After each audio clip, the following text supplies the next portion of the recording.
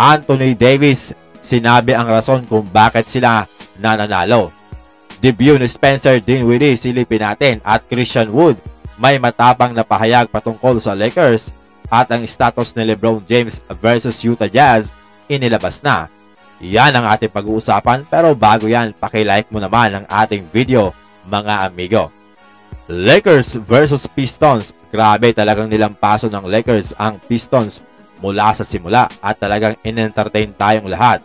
Lalo na sa behind the back pass na ito ni Austin Reeves kay LeBron James at another pass kay Anthony Davis.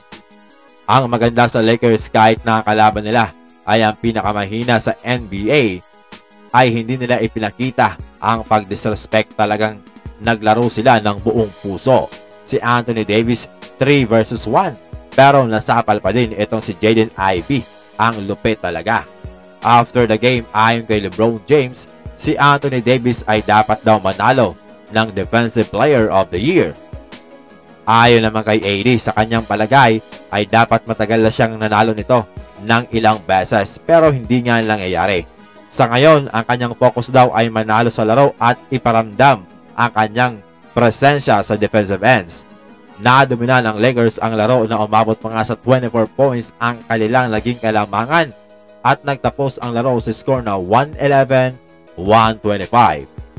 Lahat na naman ng kanilang starter ay naka-double figure sa pangunguna ni LeBron James with 25 points at 8 assists. Si D'Lo 21 points at 4 na 3-pointer. Si Anthony Davis ay gumawa ng 20 points, 14 rebounds at 6 na blocks. Hanip ka AD. Si Rui Hachimura ay may 15 points at 15 points din etong si Austin Reeves. 7 rebounds at 6 assists at may pinakamataas na plus 25 sa plus-minus box. At ang nag-debut kanina na si Spencer Dinwiddie ay gumawa ng 6 points, 2 rebounds at 7 assists playing 31 minutes off the bench. Talagang gustong ipakabisa ni Coach Darvin Ham kay Spencer Dinwiddie ang kanilang playing style. Makikita natin na medyo talagang nangangapapa itong si Dinwiddie pero talagang andoon ang kanyang potential at solid addition talaga siya para sa Lakers at talagang jackpot sila dito dahil bagsak presyo nila ito nakuha tapos starter level pa. Actually, sa 48 games niya sa Nets ay starter siya doon mga amigo. May matinding deklarasyon din itong si Christian Wood. Ayon sa kanya, sinusubukan daw nilang makapasok sa playoffs at kailangan nila itong tapusin ng maayos. Bagamat sila daw ngayon ay 9th seed sa West, pero sa katunayan daw sila ay top 6 team. Grabe naman yan. Kapag bumalik daw sila mga amigo sa attitude na gustong maging consistent at maglaro ng sama-sama para manalo, sa kanyang palagay, sila daw ay isang team na napakahirap talunin. Ano sa palagay nyo mga amigo, tama ba ang sinabing ito ni Christian Wood? Sa bagay, ang Lakers, sabi nga ni LeBron, ay kayang talunin ang kahit anong team sa NBA pero minsan sila din ay tinatalo ng kahit alinman na team sa NBA.